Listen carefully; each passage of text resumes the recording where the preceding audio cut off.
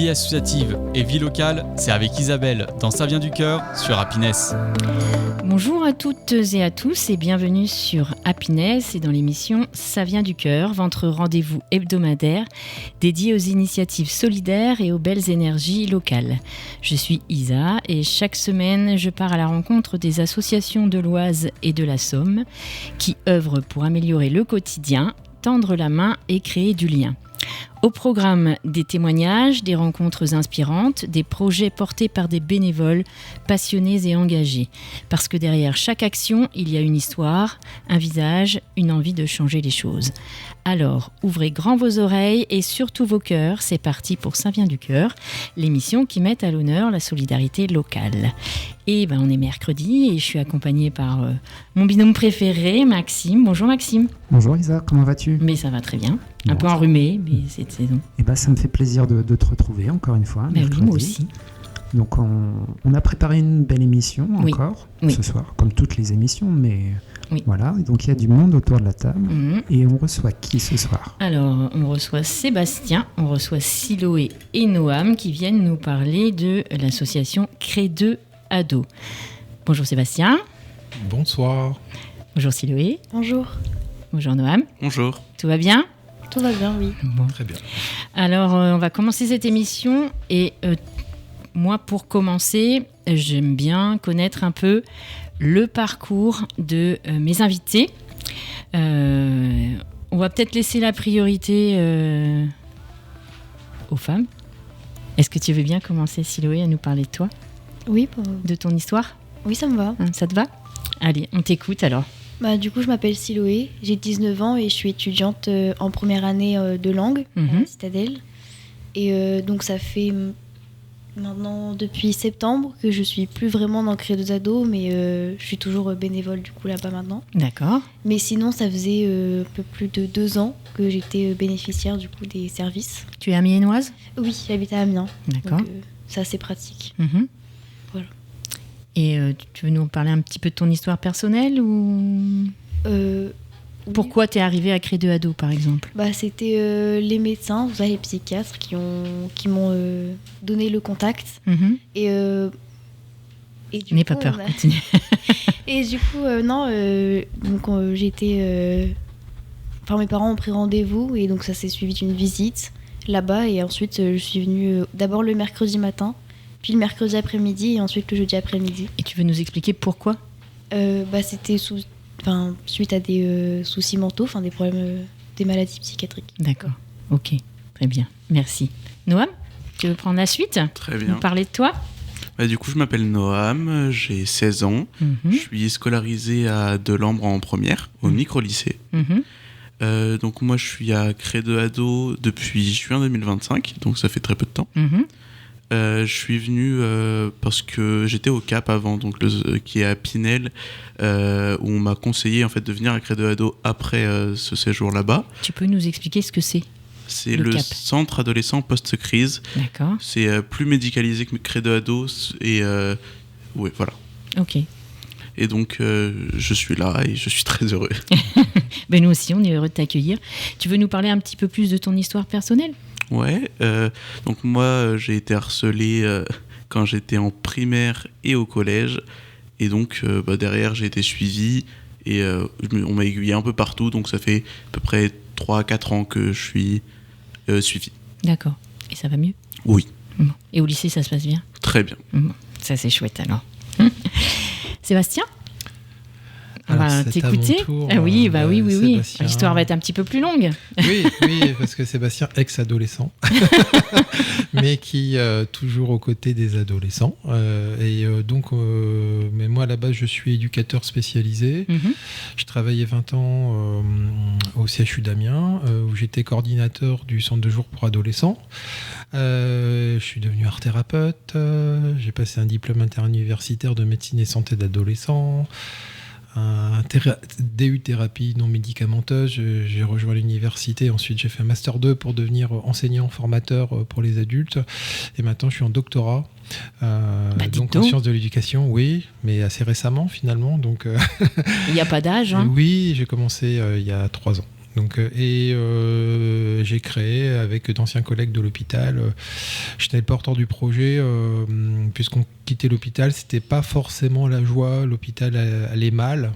Bon, j'ai quitté il y a quelques années, mais on s'est dit, si on crée la structure de nos rêves, en fait, si on crée une structure où on peut vraiment déployer toutes les énergies, où il n'y a pas de contraintes administratives, où on peut, avec les ados, décider des activités, du fonctionnement, etc. Et on s'est mis à rêver, et un jour, on s'est dit, chiche, si on mettait en place Créado. Et c'est venu comme ça. J'ai été chercher des médecins et d'anciens collègues médecins et aussi des collègues éducateurs, et on a créé ça de toutes pièces à partir de rien. On avait 0 centime. 3 semaines avant l'ouverture, on ne savait pas comment on allait fonctionner, etc. Et on a eu comme ça, quand on a de la volonté, de l'audace, je pense qu'on peut déplacer les murs, hein, et après ça fait 5 ans, ça va faire 5 ans l'an prochain. Oui, c'est en 2021. Voilà, et donc je suis très content que, en fait, c'est la première mission qu'on fait avec des ados. C'est chouette, oui. Ils vont pouvoir témoigner. Voilà, c'est ça. Dès le départ, c'était l'idée, c'était d'associer les ados au fonctionnement du dispositif, et qu'on puisse fonctionner sur ce que j'appelle l'IA, intelligence adolescente, pour nous donner des idées, parce que les ados sont les mieux placés finalement pour conseiller les adultes sur l'accompagnement des ados. Parce que les adultes ont parfois beaucoup de bonne volonté, mais ils ont une vision d'adulte et un cerveau d'adulte et des représentations. Voilà. On ne fonctionne pas de la même manière. On ne fonctionne pas de la même manière, donc nous, on profite de la présence des ados pour à chaque fois nous rafraîchir la mémoire, et aussi de se laisser porter par ce qu'ils nous apportent et ce qu'on vit ensemble. Voilà. Tu es amiénois d'origine ? J'habite à Flesselles, pas très loin d'Amiens, mais en fait j'ai passé ma scolarité, le lycée à Amiens, et j'ai aussi fait mes études d'éducateur à Amiens. J'ai travaillé au CHU d'Amiens, j'ai pas quitté Amiens. D'accord. Voilà. Ok. Et donc, pourquoi tu as toujours eu envie de travailler avec les adolescents ? Oui. Au départ, parce que tu disais que tu étais au CHU d'Amiens. Oui, au début, je travaillais en prévention spécialisée, dans les quartiers. Je travaillais au Pigeonnier notamment. J'ai passé ma formation d'éducateur spécialisé, et forcément j'étais avec des ados qu'on appelle jeunes. Et après j'ai travaillé en MEX, donc en maison d'enfants à caractère social, avec des enfants de la protection de l'enfance, et j'ai toujours travaillé avec ce public parce que j'apprécie en fait les enfants, ils sont assez sympas, les adultes sont un peu plus hypocrites quand on fait un accompagnement, ils vont dire, voilà. Mais les ados, ils sont plus francs, et donc ils vont nous permettre un petit peu de nous remettre en question davantage et réfléchir notre posture, aussi notre accompagnement. Voilà. Donc c'est un peu mon GPS depuis le début de ma carrière professionnelle. C'est bien. Et les ados en difficulté, du coup, aussi. Oui, et aussi avec l'idée, ils pourront en parler tous les deux, Noam et Siloé, mais de les ados en difficulté, en souffrance, mais des adolescents avant tout, et des adolescents qui ont un processus de développement formidable, puisque les adolescents, c'est la période où ça pousse dans tous les sens, c'est la période de développement la plus impressionnante de la vie, mis à part la période in utero, où on se développe fort aussi, mais donc c'est une période extrêmement riche, qui est un processus naturel tout à fait extraordinaire à observer, à étudier, et c'est quelque chose, donc ces ados, ils ont une énergie qui peuvent nous communiquer, et je pense que c'est l'avenir de la société, mais ils nous permettent aussi de réenvisager peut-être une autre vision du monde, ou des rapports à l'autre, qui sont parfois un petit peu compliqués ou trop réfléchis par les adultes. Et quels sont les profils d'adolescents, du coup, qui peuvent venir alors tout à l'heure, Noam nous parlait du harcèlement. Est-ce qu'il y a, par exemple, moi je travaille des fois avec des enfants qui viennent de je vais y arriver, je bégaye beaucoup aujourd'hui, avec la fondation Les Apprentis d'Auteuil. Donc protection de l'enfance. Ouais, voilà. Ouais. Donc est-ce que tu reçois aussi ces enfants-là ou pas ? Oui, en fait, on a tout type d'ados. Alors, Créado, c'est un peu une utopie, parce que ça a été fondé comme ça. Mais la particularité, c'est qu'on a des adolescents et adolescentes de toutes les catégories sociales de la population, de tous les territoires. Donc, nous, on rayonne sur Amiens et la Somme, le département de la Somme. Et là, c'est un endroit assez unique où tous les ados vont se retrouver, quelle que soit leur origine, quelles que soient leurs conditions, le métier de leurs parents. Et c'est ce milieu, en fait, qui est très propice aux rencontres, à la mixité, qu'on a essayé de créer ensemble. Voilà, je crois que je me suis un peu éloigné de la question, peut-être. Non. Et c'est ça, pour les adolescents qu'on accueille, c'est des adolescents qui sont en souffrance psychique principalement. Et qui peuvent être bien dans leur famille. Oui, mais parfois il y a des difficultés dans les familles sont en souffrance aussi.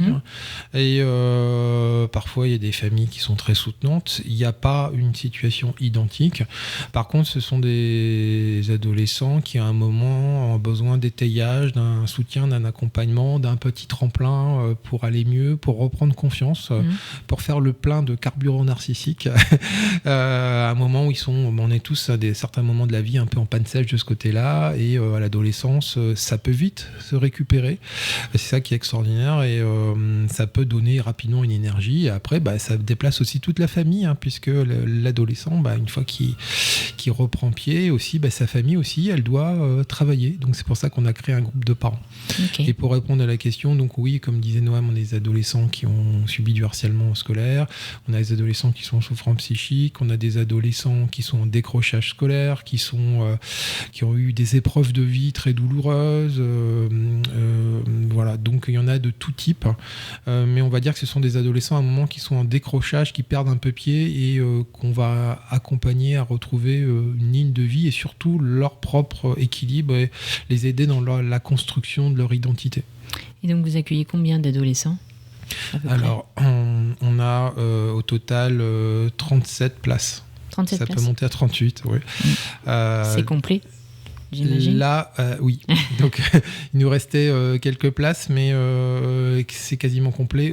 Et là, on sera complet au mois de janvier. Ça fonctionne sur inscription ? Comment ça se passe ? Sur indication, donc c'est-à-dire que les médecins... oui, c'est ce que Siloé disait tout à l'heure. Voilà, les médecins, dans les deux cas, ça a été des médecins qui ont dressé Siloé et Noam, mais ça peut être aussi les CMPP, les CMP, donc les centres médico-psychologiques, les structures de santé, mais ça peut être aussi la maison des adolescents, les associations de quartier, dispositifs de réussite éducative. Mais on va dire que nous, comme je viens du champ de la santé, donc de l'hôpital, c'est 70% de notre réseau est du côté de la santé. Ok. Merci beaucoup pour cette première partie. On va passer à la première pause musicale. Ça vient du cœur. Nous revoici sur Happiness dans l'émission Ça vient du cœur. Aujourd'hui, nous recevons Sébastien, Siloé et Noam qui viennent nous parler de l'association Cré2 Ado. Ils se sont présentés dans cette première partie et puis présenter un petit peu l'association, la création. Et maintenant, on va essayer de parler un petit peu des activités qui sont proposées aux adolescents. On va peut-être préciser l'âge aussi des adolescents, parce que ça on l'a pas fait dans la première partie. Je pense que ça peut être intéressant pour les auditeurs. Oui, tout à fait. Donc le public accueilli, les adolescents ont de 12 à 25 ans. Le mercredi, nous accueillons des adolescents de 12 à 20 ans. Le jeudi après-midi, un groupe 16-25, et le jeudi matin on a un groupe qu'on appelle les Tout Doux, qui est un groupe plutôt 12-16 on va dire, avec des adolescents plus fragiles, plus en difficulté de socialisation, de sociabilisation, et donc ces adolescents on les accueille vraiment en petits groupes dans un cadre très contenant. Voilà. D'accord. Et donc quels sont les ateliers, les activités qui sont proposées aux jeunes ? Alors on fonctionne on utilise les activités de médiation, donc l'espace de médiation, avec l'idée que les activités proposées sont pensées avec les ados. Donc chaque début après les vacances scolaires, chaque début de période scolaire, on a ce qu'on appelle les conseils des ados, donc le mercredi matin, mercredi après-midi pour chaque groupe. Et là, donc, on demande aux ados ce qu'ils auraient envie de faire, ce qu'ils voudraient tester, expérimenter, etc. On recueille toutes les idées. Il y a un ado qui est secrétaire de séance et qui va faire un compte-rendu ensuite. Et là, à partir de ce qui nous est donné, on essaye de voir ce que nous, on peut proposer. Alors, parfois, c'est des activités que les ados ont déjà expérimentées, parce que nous, régulièrement, on propose des ateliers de découverte. Et après, certains ados vont souhaiter s'engager davantage sur des ateliers sur la durée. Voilà. Donc on va dire que globalement les adolescents d'abord ils font de la découverte. Alors ça peut être on a atelier cuisine, on a atelier jeu, on a atelier écriture, on a atelier théâtre, on a atelier dessin, on a atelier j'en oublie couture, il y a art thérapie, il y a énormément d'ateliers différents, il y a photo, etc. Et donc là après les ados ils se disent moi j'ai bien aimé photo, alors on voudrait continuer, on fait venir le photographe, un photographe de l'extérieur quand on ne sait pas le faire, puis après quand on sait le faire, on propose l'activité, on anime cette activité, parce que chacun, moi et mes collègues, on a tous des spécialités différentes. Donc moi je vais être plutôt sur, je suis art thérapeute, donc je vais être sur la question de l'écriture, donc notamment l'écriture thérapeutique, mais aussi je vais animer un atelier jeu de rôle où on construit son monde, son univers, et dans lequel on joue, et ce sont les ados qui créent ce monde. Ça, ce sont un peu mes grandes spécialités, mais je ne fais pas que ça. Je peux faire d'art plastique, et notamment, Noam pour en parler, en ce moment on est sur un atelier talk, et aussi j'ai fait un club de lecture, et tout ça c'est des initiatives d'ados selon leurs envies en fait. Voilà, c'est ça. Et ça, c'est des choses qu'elle n'avait pas calculées, mais forcément, la lecture, les mots, comme je suis autour des mots, ça me parle, donc c'est plutôt moi qui va gérer ça. Mais après, ma collègue Julie va faire atelier couture, elle va faire atelier créatif, elle va faire du tricot, cuisine, et Fabien l'autre éducateur, va faire du dessin, il va faire de la peinture, il va faire des activités graphiques. Charlotte, qui est notre art thérapeute du mercredi matin, elle va faire du théâtre. D'accord. Et donc après, nous, ça c'est notre base. Déjà, on peut proposer pas mal de choses tous ensemble. C'est déjà pas mal à trois. Et puis après, on va chercher du renfort. Donc il y a des choses qu'on ne sait pas faire. Des intervenants extérieurs. Puis c'est bien d'avoir des invités de temps en temps, de les accueillir pour voir d'autres adultes, d'autres personnes qui nous présentent leurs activités professionnelles. Par exemple, on reçoit des auteurs, on va recevoir aussi des animateurs qui font des jeux, etc. Voilà. D'accord. Du coup, on va peut-être laisser un peu la parole aux jeunes pour qu'ils nous expliquent un peu ce qu'ils ont fait quand ils étaient... Alors toi, Siloé, puisque tu n'es plus bénéficiaire de Crédit Ado, tu es bénévole, mais... Et donc, quand tu es arrivé là-bas, qu'est-ce qui t'a plu déjà ? Le premier atelier que j'ai pu faire, c'est l'atelier écriture, donc avec Sébastien. Et c'était un atelier plus cool, par exemple, que les jeux de société qu'on va pouvoir faire... avec du coup plus de monde, mais j'ai plus aimé l'atelier couture. D'accord. Aussi c'est pareil, c'est très il n'y a pas beaucoup de monde qui le choisit, donc c'est assez sympa. Tu préfères être en petit comité? Oui, puis souvent on discute en même temps, on fait de la couture, donc c'est assez zen. D'accord. C'est posé, voilà. Et l'atelier d'écriture, qu'est-ce que ça t'a apporté par exemple? À toi personnellement, est-ce que tu as écrit des textes? Est-ce que tu as pu dire des choses par l'écriture? Oui, c'est ça, c'est beaucoup d'écriture. Souvent on fait par rapport à un thème, en tout cas plutôt une manière d'écrire. Mais après on choisit toujours qu'est-ce qu'on met dans le texte, les mots, tout ça, et ça permet souvent de délivrer des choses ça fait du bien. Oui, voilà. Et on n'est pas obligé de le dire, en fait on peut juste l'écrire et le garder pour nous-mêmes, ou on peut le dire au groupe. Donc c'est sympa. Il n'y a pas d'obligation. Non, voilà. Et la couture, tu continues ou... Du coup, j'en fais un peu chez moi, ce que je peux faire, en tout cas à la maison. Mais c'est vrai que du coup, là-bas, il y a pas mal de matériel. Donc du coup, on peut faire... par exemple, j'avais fait une robe, on avait fait... on peut faire même des bouillottes. J'ai vu sur les photos, ils habillent des poupées avec du coup les vêtements qu'ils créent. Donc c'est très varié, on peut faire plein de choses. Donc pour toi, ça t'a apporté plein de choses. Oui, voilà, c'est toujours quelque chose qu'on fait là-bas. L'apaisement, peut-être aussi. Puis surtout, c'est quelque chose qu'on peut ramener à la maison, donc ça garde un souvenir aussi. Enfin, c'est des bons moments que tu as passés là-bas, voilà, en tout cas. Exactement. Noam, tu veux nous parler, toi? Alors toi, tu es tout jeune arrivé à l'association. mais tu as déjà participé à des ateliers ? Ouais, moi j'ai commencé par du jeu de société. Le premier, c'est toujours on est un peu plus en retrait, mais voilà. Après, je suis parti sur le jeu de rôle qu'animait Sébastien. C'était, en fait, il créait l'univers. Et derrière nous, en fait, on mettait nos personnages, on mettait un peu ce qu'on avait envie. Et c'était assez réconfortant, en fait, de découvrir les autres par une autre personnalité. Et du coup, c'est libre aussi. Oui. Ça, c'est bien. Ouais, carrément.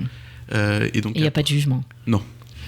Et après, donc, l'atelier Talk, qui est apparu au début de l'année, après un conseil d'association fait par les ados, du coup. Qu'est-ce que c'est ça ? C'est un moment où on va pouvoir parler de ce qu'on a envie de faire, des besoins qu'on a, voilà. Et donc, envie de faire quoi plus tard ou des activités de credo ado. Ok. Et donc, avoir des idées, il peut y avoir du tricot. En fait, il y a beaucoup d'idées qui sont parties de ce conseil, justement. Et donc, il y en a une qui est ressortie, c'est le talk. Oui, donc, c'est ça que je voulais savoir, en fait. J'étais partie déjà là-dessus, moi. Donc, c'est parler. Donc, on est dans une salle, on est environ une petite dizaine, et on va parler de sujets, des fois avec l'aide de certains jeux qui sont faits pour amorcer des sujets de discussion, mais sinon aussi juste avec des papiers, on met un truc qu'on a envie de mettre, et derrière, il y a quelqu'un qui le lit. Et après, ça part sur une discussion, en fait. Et voilà. Alors, c'est pareil, c'est un peu comme une libération, un petit peu aussi, comme quand on écrit, comme ce que disait Siloé quand elle écrit des textes. C'est ça, et surtout, ce qui est encore plus important, je trouve, c'est qu'on n'est pas obligé de parler. On peut aussi juste écouter, et c'est même très ressourçant, en fait, d'écouter les problèmes des autres sans vouloir forcément les régler, mais en tout cas de se dire, on n'est pas tout seul, quoi. Oui, c'est ce que j'allais dire, ouais. De te rendre compte qu'il y en a d'autres qui ont des soucis aussi, et ça fait du bien de pouvoir écouter et même, du coup, partager. C'est ça. Tu fais que cet atelier-là ? Là, oui. Oui. Ok, voilà. Très bien. Très bien. Et du coup, est-ce qu'il y a d'autres choses qui sont proposées ? Tu parlais tout à l'heure d'un groupe de parents, je crois, Sébastien ? Oui, tout à fait. On a un groupe de parents qui s'est mis en place dès 2022, donc 1 an et demi après notre ouverture, parce qu'il y avait un besoin d'accompagner les parents. Les parents, parfois, venaient dans les locaux, restaient un peu, on voyait qu'ils cherchaient à discuter. Et on sait que c'est important dans ces moments-là, comme Noam peut le dire, les ados se retrouvent, parlent des problèmes, écoutent ceux des autres, et ils se disent finalement, je suis pas tout seul à être dans des difficultés, ou à penser ça, ou à espérer ça, ou alors parfois avoir vécu ça. Et les parents aussi ont cet espace le samedi matin, une fois par mois, et là donc il y a le professeur Mille et le docteur Griboval, deux psychiatres, qui les accompagnent.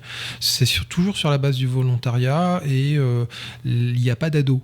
Donc nous, dans les mêmes locaux, on accueille le samedi matin les parents, et le mercredi, il y a les ados sans les parents. Et ça, c'est important. Mais on accompagne les deux, en sachant que la priorité de Credo reste les ados.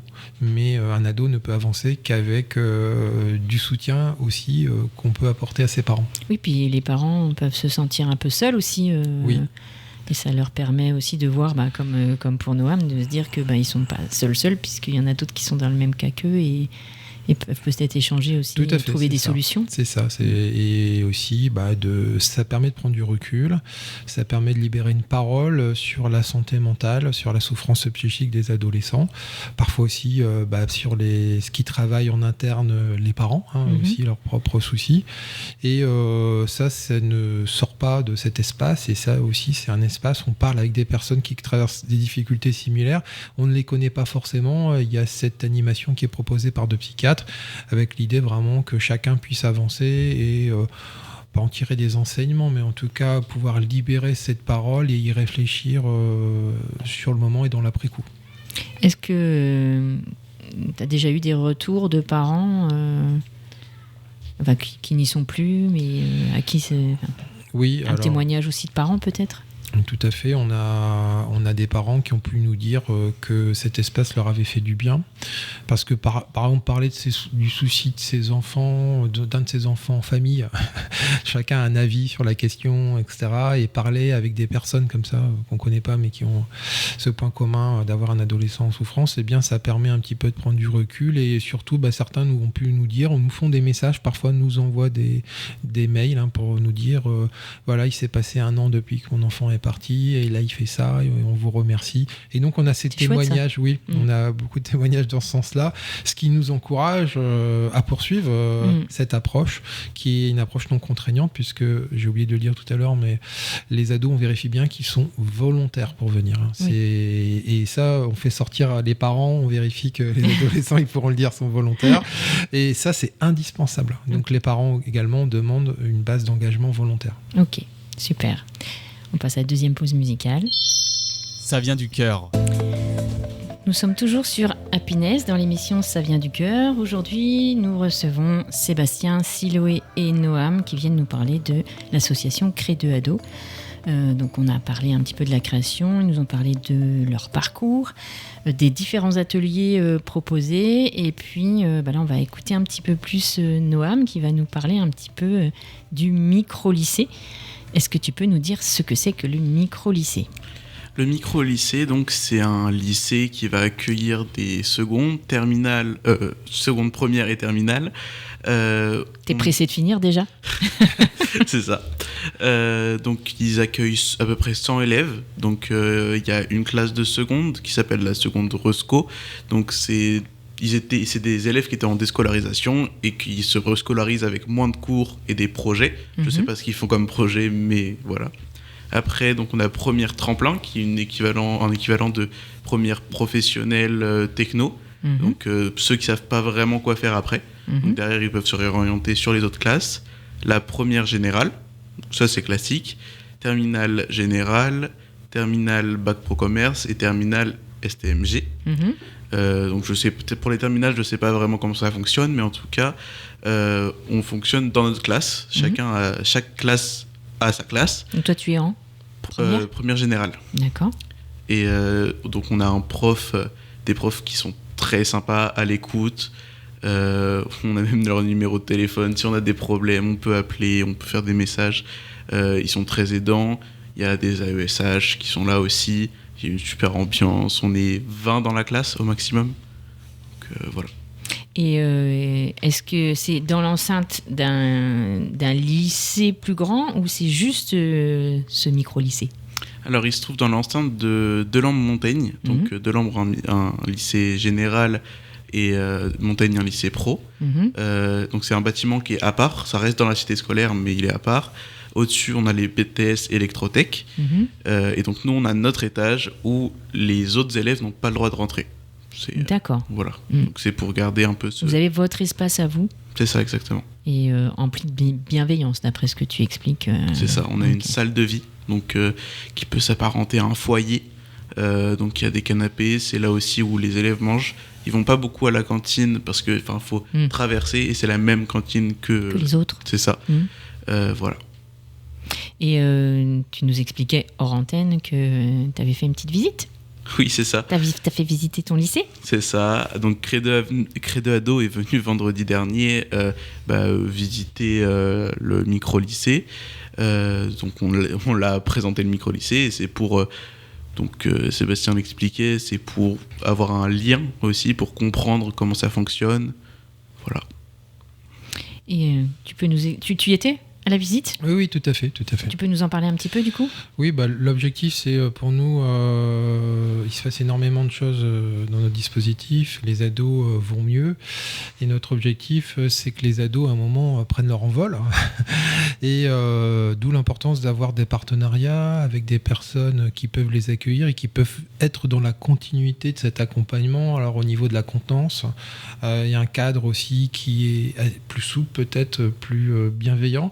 et surtout des professionnels capables de contenir un petit peu ces ados par leur disponibilité, surtout par l'écoute. Ça, c'est ce qui est très important.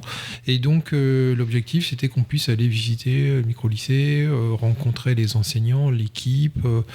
Et donc, on a convenu qu'on allait se revoir, qu'on allait discuter. Et parfois, il y a des adolescents chez nous qui voudraient passer au micro-lycée. Et nous, on sait que ces ados seraient capables de le faire. Ça pourrait être la prochaine étape. Et donc, ça peut-être aider dans ce sens-là.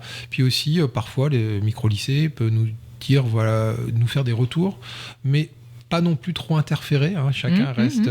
Mais en fait, c'est pour créer comme ça de la souplesse, vraiment dans l'intérêt des parcours des ados et pour des questions d'emploi du temps, pour vraiment de la souplesse institutionnelle des deux côtés. Voilà. Et aussi, c'est l'occasion de rencontrer les adolescents dans leur lieu de scolarisation. Oui. Comment parce que moi, je connaissais absolument pas le micro-lycée, en fait. Oui, alors j'ai appris que c'était le plus gros, entre guillemets, parce qu'ils sont 116, je crois, 110. En France ? Micro-lycée de France, oui. D'accord, ok. Qui est-ce qui gère ça ? C'est Éducation nationale ? Oui, tout à fait. C'est un projet d'éducation nationale. Alors, si j'ai bien compris, ça a plus de 10 ans, 12-13 ans. C'est un projet innovant à l'époque. Et moi, je soutiens vraiment ça parce que c'est indispensable. Enfin, vu le contexte actuel qu'on traverse, les chiffres extrêmement inquiétants d'un point de vue de la santé mentale des adolescents, il faut que le système éducatif puisse s'adapter et proposer des lieux de ce type. Alors on pourra me dire oui, ça va coûter plus cher si on commence à faire tout ça, mais après les frais de santé coûtent très très cher. Donc si on met dans l'équilibre, dans la balance tout ça, peut-être qu'on pourrait re-questionner l'ensemble du système. Donc des espaces plus humains, plus contenants, plus authentiques où les élèves peuvent se poser. Dans les lycées, il n'y a pas forcément d'endroit où on peut se poser. Par exemple une salle de repos, ce qui est quand même problématique quand on accueille des centaines et des centaines d'élèves. Moi j'appelle élèves adolescents. Donc, ces adolescents, ils ont besoin, comme les adultes, et surtout à l'adolescence, d'espace pour se reposer, se poser. Donc, ce micro-lycée, comme le disait Noam, qui indiquait notamment la salle de vie, le foyer. Voilà. C'est aussi avoir un petit foyer, un espace où on se sent bien dans l'établissement scolaire. Est-ce que tu as un emploi du temps aménagé ou est-ce que c'est un emploi du temps comme tout le monde ? Alors c'est un emploi du temps qui est plus aéré, donc ça va être, on peut entendre du 8h30, 17h30 dans les lycées standards, là ça va être plus 8h30, 15h20, des choses dans le genre. La plus grosse journée par exemple c'est 8h30, 17h. Et donc on a quelque chose qui s'appelle le travail en classe, donc la TEC, qui va remplacer la permanence qu'on peut avoir dans les lycées classiques, où en fait, au lieu que ce soit un surveillant juste qui nous garde, entre guillemets, et qu'on fasse nos devoirs, on a un professeur avec nous qui peut nous expliquer s'il y a des choses, même si c'est pas dans sa matière, il peut nous aider, et c'est aussi pour apprendre à se remettre au travail chez soi. Oui, parce que tu disais qu'il y en a beaucoup qui ont été déscolarisés, je sais plus si c'est toi Sébastien qui le disait, et donc ils remettent un pied en fait un peu à l'étrier dans le travail, quoi. Donc, c'est ça. Il faut aider. Est-ce que toi, Siloé, tu as bénéficié du micro-lycée ou pas ? Pas du tout. Pas du tout. Non, moi j'ai repris ma scolarité normale dans un lycée normal. D'accord. Tu avais été déscolarisée aussi ? Oui, en fait, pendant un long moment, j'ai plus trop été en cours, où j'étais là une fois sur deux, donc c'était assez compliqué. Enfin, j'étais en décrochage, mais après j'ai pu reprendre normalement avec un emploi du temps aménagé. Mais tu avais un emploi du temps aménagé quand même. Mais j'étais quand même dans un lycée... un grand lycée. D'accord. Et là, maintenant, tu nous disais que tu étais à la fac. Oui, c'est ça. Et ça se passe bien ? Oui, ça se passe bien. Oui. En fac de langue, c'est ça ? Oui, c'est ça. Anglais, espagnol ? Allemand, anglais-allemand. D'accord, ok. Et toi, tu as un rôle donc un peu autre, tu n'es plus bénéficiaire, tu es bénévole. Pourquoi tu as voulu rester bénévole chez Cré2 Ados ? J'avais quand même cette accroche où j'étais quand même restée énormément de temps là-bas et ça m'avait fait énormément de bien. Donc je voulais quand même continuer de participer et de pouvoir faire quelque chose en fait dans l'association. Tu t'es dit moi j'ai eu droit et je veux faire la même chose pour les autres ? Oui, c'était aussi un moyen d'y rester et puis de toujours... D'avoir un lien là-bas toujours ? Oui, voilà, exactement. Et qu'est-ce que tu fais donc quand là, tu y vas ? Souvent, je rends visite à des amis qui y sont toujours, mais je mets en place une soirée des anciens. Donc c'est les anciens, donc ceux qui sont envolés et qui n'y sont plus comme moi, qui puis faire une soirée où on se retrouve une fois par mois. Voilà. D'accord. Histoire de garder quand même contact, et même eux souvent il y a eu la demande en fait de cette soirée d'adolescents qui voulaient quand même du coup aussi garder ce contact avec le lieu, avec les personnes et de se retrouver quand même entre vous pour, oui voilà, et souvent ça aide du coup les gens aussi à partir. Enfin on a eu ce retour là. Et est-ce que tu partages ton expérience du coup avec les autres, toi? Ouais. Oui, c'est-à-dire l'expérience. Ton expérience de Cré 2 Ado, ce que ça t'a apporté, tu le partages avec ceux qui y sont encore? Oui, pour moi c'est mieux parce que du coup j'ai été hospitalisée plein de fois, dans différents endroits, mais là-bas c'est vraiment ça t'aide, mais c'est pas un endroit comme l'hôpital où c'est vrai, en fait ça fait juste un endroit où on t'accueille, tu te sens chez toi et t'as pas forcément du coup à parler de tes problèmes, juste on t'aide sans jugement, sans rien. Oui, voilà, quoi. C'est ça. Moi, je sais que par exemple, j'ai jamais parlé de ce que j'avais vécu là-bas à Cré 2 Ado, à part du coup aux adultes, mais on n'en parle jamais entre nous et c'est ça qui est bien. T'en parles aux thérapeutes. Oui, voilà. Mais pas entre vous, et du coup, c'est ça qui est bien. Du bien. Parce qu'on a plus l'impression de retrouver une bande d'amis une fois dans la semaine, et ça sert aussi, je trouve, de pause. Par exemple, quand j'ai repris les cours, ça m'aidait vachement de savoir que j'avais ce temps-là dans la semaine où je pouvais me reposer dans une après-midi. Donc voilà. Sans te poser de questions. C'est ça, voilà. Donc, c'était juste... être bien. Oui, voilà. Et val ou pas le lendemain, au moins, j'étais tranquille. C'est bien. Sébastien, est-ce qu'on peut parler un petit peu... Ah bah non, on va pas parler, on va faire la pause musicale. Et nous voici dans la dernière partie de l'émission. Déjà, ça passe vite. Avec Sébastien, Siloé et Noam pour l'association Cré 2 Ado. Donc, on a eu quand même des beaux témoignages là. Merci les jeunes. Et donc, Sébastien, est-ce que tu veux bien nous parler un peu de tes partenaires? Parce que tu disais en début d'émission que quand tu as créé l'association, c'était 0 sous. Oui. Mais une association, ça fonctionne avec des sous. Oui, on avait l'énergie, la volonté, un peu l'audace de monter ça. Et on a été, dans un premier temps, comme j'étais le porteur de projet, il faut quelqu'un qui démarre. J'ai été chercher les collègues, etc. On a commencé à constituer une petite équipe, on a créé une association. Et rapidement, j'ai été voir les différents partenaires, la Maison des Adolescents, l'ARS, Amiens Métropole, pour vérifier s'il y avait bien nécessité d'un lieu d'accueil pour les adolescents en souffrance en dehors de l'hôpital. Et donc, ce qui a été confirmé. Et après, ils m'ont donné un certain nombre de documents où on m'a dit maintenant il va falloir faire un diagnostic socio-territorial du besoin. Et ce que j'ai fait, donc on a appris à parler le langage administratif et ce qui permet de mieux comprendre aussi les politiques publiques. Et nous, en tant que praticiens qui étaient plutôt sur le terrain, on est passé du côté de l'ingénierie de projet. Et ça nous a permis aussi de voir les limites, les possibilités, en sachant qu'on a toujours revendiqué à nos partenaires le caractère expérimental d'une structure. La particularité, c'est qu'on partait de zéro, donc on n'était pas une grosse association, on avait 0 centime en poche, et donc il fallait convaincre les partenaires que c'était sérieux. Et donc 3 semaines avant le lancement, on avait 0 centime sur le compte. On ne savait pas comment elle fonctionnait. Par contre, on a eu des partenaires très à l'écoute. On a eu la chance de rencontrer des personnes qui nous ont fait confiance. Et notamment, je les salue là. Donc, il y a l'ARS, l'Agence régionale de la santé des Hauts-de-France, Amiens Métropole. On a également la Fondation de France qui nous a aidés. J'espère que je n'oublie personne. Mais ce sont des partenaires extrêmement précieux parce que grâce à eux, on a pu déployer, déplier. Et à chaque fois, à chaque réunion, on associait des ados et voire des parents qui étaient accompagnés par le groupe de parents. J'ai oublié le conseil départemental aussi pour le groupe de parents. Et donc, ces partenaires, ils ont été très à l'écoute, très sensibles aussi. Ils rencontrent des ados. D'habitude, ils rencontrent des dossiers. Et là, on arrive avec un dossier et des ados et une équipe de professionnels. Et ce sont des êtres humains. Ils ont aussi des ados chez eux, parfois. Et donc, forcément, ça aide. Et surtout, nous, on a...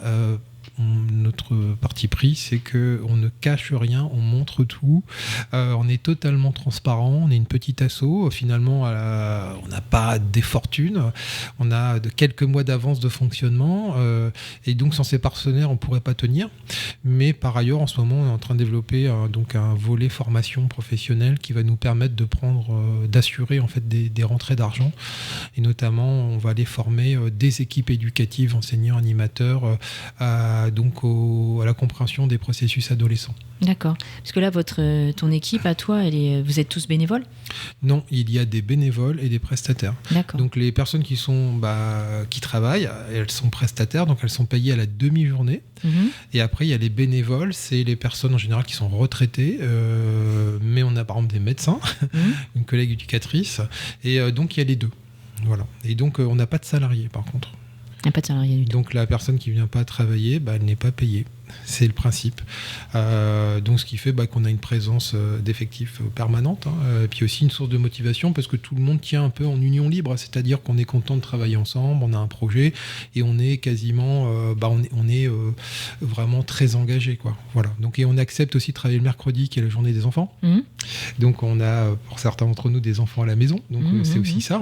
Donc et aussi parfois on accepte d'être moins payé par rapport à ce qu'on peut gagner ailleurs, mais parce que c'est quelque chose qui nous tient. On est toujours ravis de retrouver les ados chaque mercredi et chaque jeudi. Et ça, c'est notre énergie. C'est même notre booster du cœur de la semaine, quoi.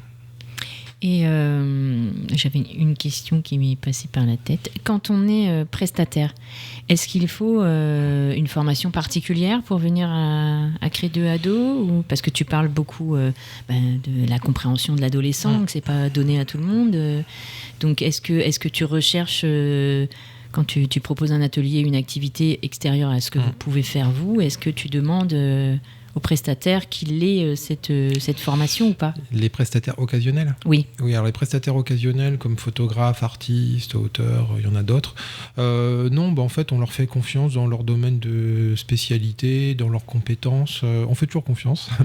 Et après, ça colle ou pas avec les ados, mais en général, ça a toujours collé. Et on demande des gens souples, créatifs, en capacité non pas d'imposer un savoir-faire, mais plutôt d'accueillir, de prendre en considération un peu ce que les ados proposent. Alors bien sûr, nous on les accompagne, ils ne sont pas livrés avec un groupe d'ados, parce que ça peut être impressionnant.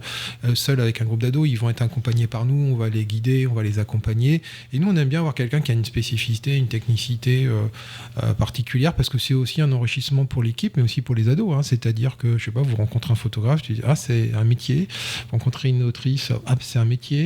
Voilà, et ça c'est très important pour nous qu'il y ait un maximum de personnes qui puissent venir dans nos locaux. Il faut que ce soit un échange et un partage. Oui, tout à fait. Ok. Justement, on parle de locaux. Où est-ce que vous vous situez ? Alors, on se situe 50 square de Darlington, à côté de la Citadelle Université, dans un espace résidentiel.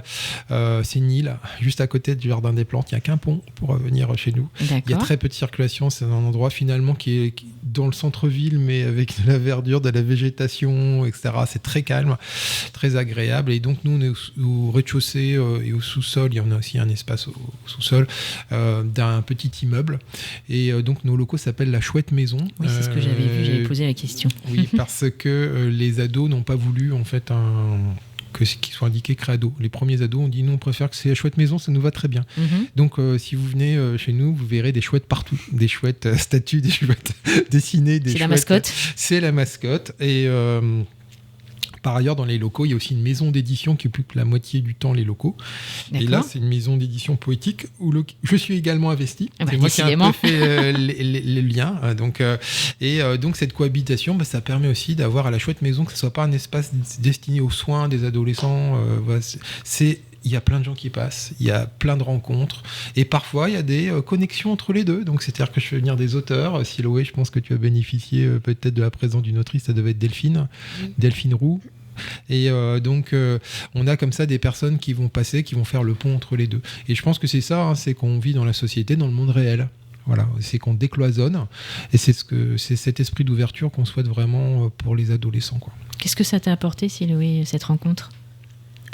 Surtout de découvrir le métier et puis elle a pu nous expliquer son parcours. Et en fait, c'est toujours intéressant, de toute façon, de découvrir autre chose. Donc non, c'était sympa. T'as déjà eu d'autres partages avec d'autres intervenants extérieurs ou... Oui, j'ai fait un atelier photo. D'accord. Donc ça, c'est toujours sympa aussi. En plus, c'est nous, parfois, on appuie sur le bouton pour reprendre la photo. Et on a toujours, souvent, une personne en face et on dirige tout autour les lumières et on décide nous-mêmes. Donc c'est toujours sympa d'apprendre aussi, du coup, un peu comment faire. Au niveau de la technique, du coup. Oui, voilà. Donc juste ça, la lecture, et puis l'auteur, et puis...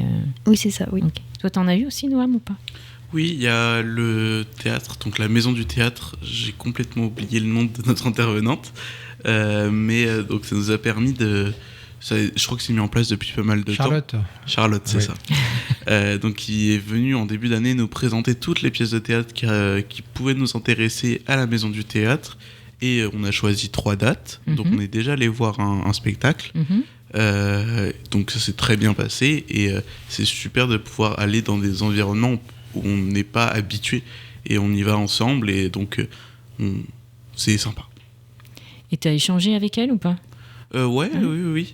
C'était très intéressant. En fait, elle nous présentait les pièces ludiquement, de manière ludique. Donc ça nous permettait de plus rentrer dans cet univers. Et ça t'a plu ? Ouais. Qu'est-ce que tu aimerais faire plus tard, toi ? T'as une idée ou pas ? Un petit peu le droit ou quelque chose dans le genre. Dans le droit ? Peut-être. D'accord. Et toi, Siloé, t'as une idée de ce que t'aimerais faire après ? Le commerce international. D'accord. Voilà.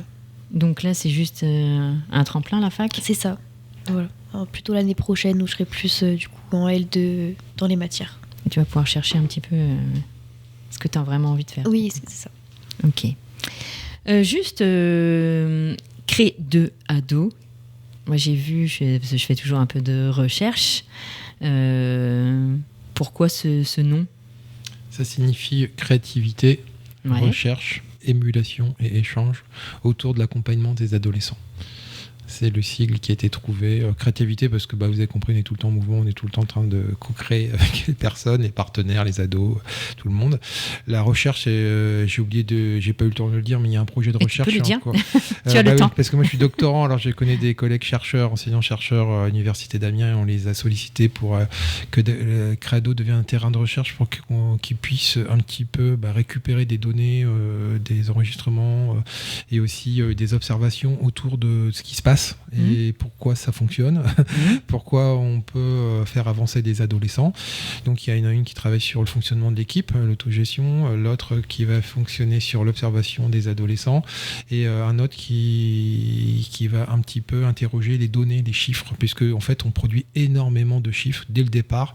On a compris que s'il fallait qu'on tienne dans le temps, qu'on soit accompagné, les partenaires financiers, ils apprécient avoir des chiffres, des retours, et ça on a développé un système qui nous permet d'évaluer les compétences psychosociales à l'entrée et à la sortie, et donc on a 40% d'augmentation des compétences psychosociales entre le début et la fin de la prise en charge, dont 60% sur les compétences émotionnelles.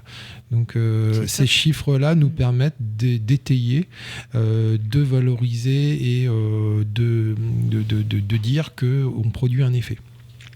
Bien sûr, on a besoin davantage de détaillage scientifique. C'est pour ça que le R, c'est la recherche, c'est très importante. Et nous-mêmes, on est en recherche, puisqu'on est autour de l'émulation, l'échange avec les adolescents. Voilà. Parfait. On va peut-être rappeler comment on peut vous contacter aussi. Je pense que ça, c'est important. Sur les réseaux sociaux, c'est R2ADO. Donc Facebook pour les parents, Instagram pour les ados, LinkedIn pour les professionnels. Et donc n'hésitez pas. Et aussi, bien sûr, notre site internet. Oui. Là, vous trouverez le numéro de téléphone, notre email, etc. J'en profite pour dire qu'en fait, nos 5 ans l'an prochain. Oui, vas-y, oui. Et aussi que projets, nous sommes une associée. Oui, et on va fêter les 5 ans. Il y aura une conférence, il y aura des événements. Et par ailleurs, comme on est une association de loi 1901, eh bien, tous les dons sont les bienvenus et on peut les défiscaliser à 66%. Donc, si vous voulez soutenir du local, du concret et qui avance et qui atteste de cette avancée pour les ados, eh bien, soutenez Créado parce que les ados, c'est l'avenir. Eh bien, merci beaucoup en tout cas, Sébastien, pour toutes ces informations, pour tous ces témoignages. Merci à Noam et puis Siloé. C'était vraiment super de pouvoir vous avoir et que vous partagiez avec nous votre expérience Crédo Ado. En tout cas, ça c'était chouette. Et puis, on va laisser la place à la future émission. Juste derrière nous. Je les ai pas vus dans le studio, donc je ne sais pas, ça sera la surprise, ça sera peut-être une rediffusion, mais en tout cas, il n'y aura pas de Q&A en direct ce soir. Encore une très belle émission aujourd'hui, Isa. C'était très chouette, oui. Je suis très contente. J'espère que vous êtes contents aussi. Oui, merci à vous. Oui, merci pour votre accueil. Merci Happiness. Merci beaucoup d'être venu jusqu'à nous. Et merci d'avoir témoigné. En tout cas, c'est très gentil à vous. Avec plaisir. Et puis, pourquoi pas dans une autre émission, peut-être pour l'année prochaine, pour les 5 ans. Ah oui, ça sera avec plaisir. Puis on peut venir avec d'autres membres de l'association. Et j'en profite une dernière minute pour saluer toutes les personnes bénévoles, prestataires, tous les partenaires qui nous soutiennent, les ados qui viennent chaque mercredi et jeudi, parce que tout ça, ça fait un ensemble formidable, qui donne beaucoup d'énergie, je pense, à tout le monde. Et les utopies sont réalisables, elles sont souhaitables. Merci. Et nous, on se dit à la semaine prochaine. À la semaine prochaine. Même heure, même endroit.